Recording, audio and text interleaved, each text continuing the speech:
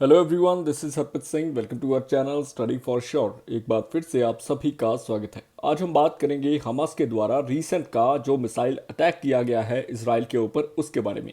साथ ही साथ इसराइल ने भी रिटेलिएट किया है, जिसकी वजह से 35 लोगों की मृत्यु हो चुकी है। और देखो, इसराइल हमास के बारे में राइट नाउ कुछ लोगों को सही ढंग से नहीं जानकारी होती, सो हिस्टोरिकल पर्सपेक्टिव को भी कवर करूंगा। उससे पहले छोटी सी रिक्वेस्ट है, प्लीज़ हमें सब्सक्राइब, लाइक और शेयर ज़रूर करें। टाइम्स ऑफ इसराइल भी इस चीज़ के बारे में लिखता है, क्योंकि पैलेस्टीनियंस क्लेम करते हैं कि 35 के करीब लोगों की मृत्यु हो चुकी है जब इसराइल ने रिटेलिएट किया।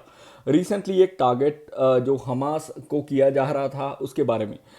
देखो, इससे पहले इसकी शुरुआत भी हमास ने ही रिसेंटली की है। और देखो, हमास ने जो अटैक किया है वो अभी के लिए टेल अवीव, जो कि राजधानी है, या फिर मैं बोलूँ कि जहाँ पर हमारी एम्बेसी है इंडिया की, तो वहाँ पर ये अटैक होता है। और देखो, टेल अवीव आप बोलोगे, जेरूसलम भी राजधानी है। देखो, राइट नाउ इसराइल के पास दो राजधानी हैं, उनकी कैपिटल्स हैं टेल अवीव और जेरूसलम।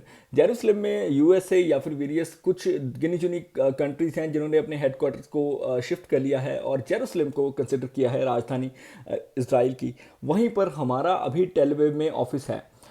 इसके बारे में थोड़ा सा बताऊंगा, क्योंकि ये बहुत बड़ा मैसिव अटैक था और ये हमास ने एक पूरी रिस्पॉन्सिबिलिटी ली है। हमास का अल कासिम ब्रिगेड जो है, इन्होंने अल अक्सा टेलीविजन जो कि हमास एफिलिएटेड है, उन्होंने इस चीज़ के बारे में पुष्टि की है। यानी कि कंप्लीट उन्होंने पूरा लिया है और बताया है कि जो भी इन्होंने किया सिर्फ इसलिए क्योंकि गजा में जो भी इसराइल कर रहा है वो इनको सही नहीं लग रहा है, या फिर जो लोगों की मृत्यु हो रही है, या फिर जो गजा का रीजन हो, चाहे वेस्ट बैंक का एरिया हो, ये उसके खिलाफ प्रदर्शन कर रहे हैं। और दैट इज़ द रीज़न कि इन्होंने कई रॉकेट्स फायर कर दिए। और देखो, सबसे बुरी बात ये हुई कि आयरन डोम फेल हो गया और 10 के करीब ये रॉकेट्स थे। ये कुछ आप देख सकते हो इमेजेस पर, क्लियर है क्योंकि सायरन्स बज रहे हैं। और ये जो रॉकेट्स है ये कुछ ऐसी जगहों पर गिरते हैं जहां पर काफ़ी मटेरियल जो लॉस होता है, उनकी प्रॉपर्टी डैमेज होती है इसराइल की। फिलहाल के लिए इसराइल ने ये क्लियर नहीं किया कि इसमें कुछ मारे गए हैं या फिर लोग जख्मी हुए हैं या नहीं। और देखो, इसराइल ने तुरंत रिटेलिएट किया रफा में। रफा के नियर अबाउट जो सदर्न रीजन है गजा का, गजा स्ट्रिप का, वहाँ पर इन्होंने तुरंत एक्शन लिया, जिसकी वजह से वहाँ पर भी 35 के करीब लोगों की मृत्यु हो गई। अभी 8 ट्रक्स भी रफा क्रॉसिंग से ही गुजर रहे थे, वो भी हैम्पर हुए हैं। और देखो, रफा क्रॉसिंग आप सभी जानते हो कि इजिप्ट के साथ बॉर्डर शेयर करती है, और ये क्रॉसिंग के तहत ही जो यूएन है, यूनाइटेड नेशंस, अपनी एड को प्रोवाइड करता है। अभी आपको एक और चीज़ बता दूं कि आपको 7 अक्टूबर 2023 के बारे में डेफिनेटली याद होगा। ये वो एक काला दिन था जिस दिन हमास ने समझो कि 5000 प्लस जो रॉकेट्स थे वो फायर कर दिए थे, जिसकी वजह से 1300 के करीब जो सिविलियंस थे वो मारे गए। और देखो, 200 के करीब जो एबडक्ट यानी कि उन्होंने बंदी बना लिए।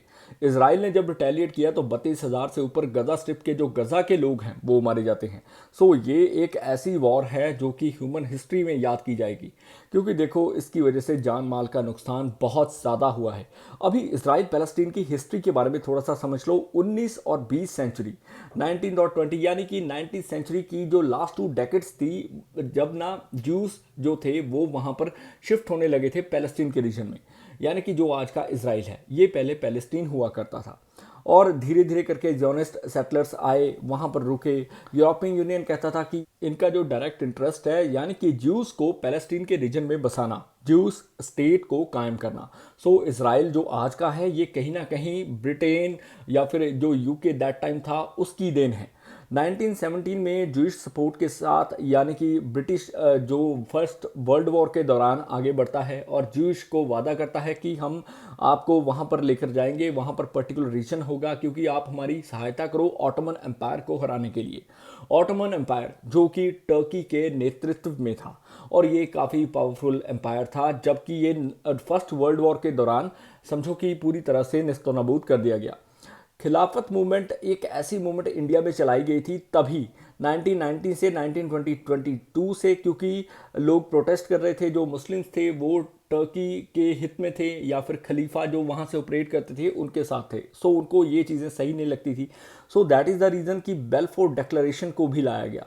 1970 में ब्रिटिशर्स ने ये चीज़ बोल दी थी बेल्फोर डिक्लेरेशन के तहत कि एस्टेब्लिशमेंट होगी ज्यूश नेशनल होम की, जो कि ऑटोमन कंट्रोल पैलेस्टीन है उसमें।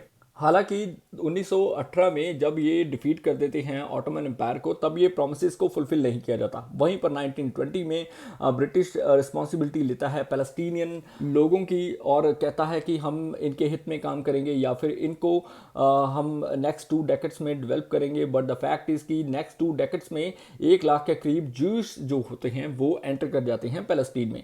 वहीं पर ब्रिटिश आर्मी एक ऑपरेशन चलाती है जिसके तहत पैलेस्टीन में जो ज्यूस के खिलाफ मुस्लिम्स होते हैं, अरब मुस्लिम्स, उनको कंट्रोल किया जाता है ताकि ज्यूस जो हैं वो प्रॉपर तरीके से वहाँ पर ढंग से बच सकें। सो 1918 में क्या हुआ, वर्ल्ड वॉर 1 का एंड। और देखो 1947 में यूएन का पार्टीशन प्लान आता है। 48 में इजराइल स्टेट जो है वो डेवलप होती है। 67 में इजराइल ऑक्यूपेशन स्टार्ट होती है, जैसे गोलन हाइट्स वगैरह, इसके बारे में बताऊंगा।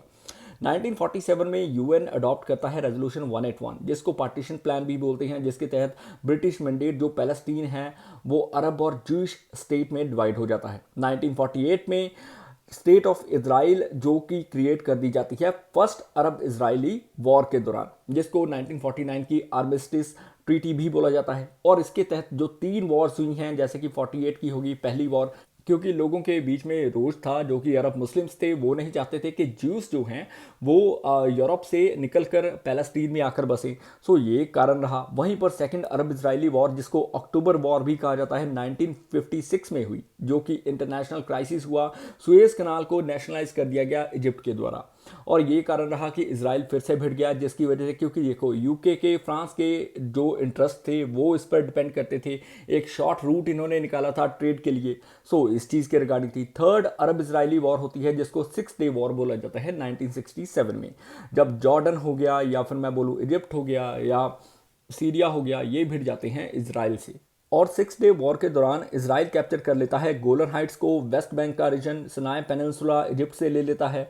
साथ ही साथ कई जो टेरिटरीज हैं वो इजराइल अपने कंट्रोल में कर लेता है।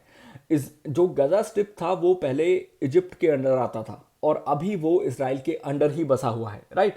सो आप इस चीज़ को समझ सकते हो कि इजराइल कितना पावरफुल था। योम किपुर वॉर का भी काफ़ी जिक्र होता है हिस्ट्री में, 1973 में, जब इजिप्ट और सीरिया ये जब मिलकर दो तरफ से लड़ाई करते हैं, दोनों तरफ से, और ये इजराइल को सडन सरप्राइज अटैक देते हैं, क्योंकि रमज़ान के मंथ में ये चीज़ होती है। ये एक होली मंथ होता है रमज़ान का, और ये 3 वीक्स वॉर चलती है, जो कि 2 फ्रंट से होती है। एक तरफ से इजिप्ट भिड़ा हुआ था, दूसरी तरफ से सीरिया। तब भी इजराइल जो है तब भी इनको मुंह तोड़ जवाब देता है, और इस वॉर के दौरान काफ़ी कैजुअलिटीज़ आती हैं। 2500 इजरायली सोल्जर मारे जाते हैं। वहीं पर हज़ारों की तादाद में दोनों देशों के सोल्जर्स मारे जाते हैं, यानी कि इजिप्ट और सीरिया के। सिविलियंस राइट नाउ डिस्प्लेस हुए हैं अभी के लिए। जो इजराइल का फीड्स रिटेलिएशन था, इसकी वजह से काफ़ी चीज़ें हुई हैं, क्योंकि जिस जगह इन्होंने अटैक किया है वहाँ पर जो एयर स्ट्राइक हुई है वहाँ पर लोग टेंट्स में बसे हुए थे, यानी कि डिस्प्लेस्ड सिविलियंस वहाँ पर थे, एज पर दी पैलेस्टीनियन अथॉरिटी। जैसे कि हमास का अच्छा टेलीविजन है वो इस चीज़ के बारे में जिक्र करता है। वहीं पर आईडीएफ जो इजरायली डिफेंस फोर्सेज है वो बोलती है कि हमने खालिद नाजर जैसे जो व्यक्ति हैं, या फिर जो यासिन रबिया, ये 2 कमांडर्स थे जो हमास की तरफ से लड़ रहे थे, और इनकी इन्वॉल्वमेंट पास्ट में भी रही है। 2001, 2002, 2003 में इजराइल पर जो भी अटैक हुए थे, या फिर जो यूनिट ये होल्ड कर रहे थे, ये उसके साथ कहीं ना कहीं टच में थे। अभी के लिए वेस्ट बैंक बेस्ड जो पैलेस्टीनियन अथॉरिटी है, इनके जो प्रेसिडेंट हैं मोहम्मद अब्बास, इन्होंने बोला है कि ये एक हिनियस मैसेकर है जो कि इजराइल के द्वारा किया जा रहा है। वेल देखो, दोनों तरफ से कोई भी कम नहीं है। हमास भी कंटिन्यूसली अटैक कर रहे हैं, कहीं ना कहीं पॉज लेती हैं फिर अटैक कर देते हैं। अभी 7 महीने के बाद ऐसा अटैक करना, सो आप किसी चीज़ को प्रोवोक कर रहे हो। सो ये भी चीज़ें आती हैं। वहीं पर इजराइल की भी गलती है कि आपने कितने बेगुनाह लोगों की जान ले ली, आपको ये चीज़ें समझनी चाहिए। इजिप्ट ने रिफ्यूज़ कर दिया है रफा को दोबारा ओपन करने के लिए, क्योंकि इजिप्ट का जो स्टांस है वो इस प्रकार है कि जब तक गजा जो है वो दोबारा से पैलेस्टीनियन अथॉरिटी के कंट्रोल में नहीं आता, तब तक हम इसे ओपन नहीं करेंगे। रैदर देन आप करम शोलम का जो गुड्स का रूट है वो यूज़ कर सकते हो। देखो, ये करम शोलम जो क्रॉसिंग है, ये रूट इतना एक्सेसिबल नहीं है, क्योंकि यहाँ पर ही बॉम्बिंग की गई है। जो एयर स्ट्राइक हुई है जो अनदर डिवीज़न है वो इसी एरिया में हुई है।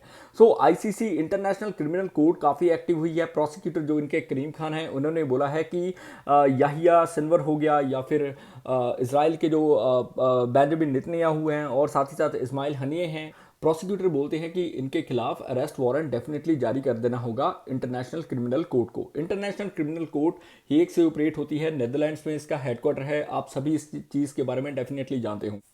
आज का जो आर्टिकल रहा है इसमें मैंने काफ़ी चीज़ें कवर की हैं, जैसे कि इसराइल पैलेस्टीन की हिस्ट्री जिनको नहीं प्रॉपर ढंग से पता उसकी एक समरी बनाई है। डेफिनेटली आपको पसंद आई होगी। अगर किसी प्रकार की भूल होगी हो तो मैं क्षमा चाहूँगा। प्लीज़ हमें सब्सक्राइब, लाइक और शेयर ज़रूर करें और प्लीज़ अपने व्यूज़ ज़रूर कमेंट बॉक्स में लिखिएगा। May you have a successful day had. जय हिंद।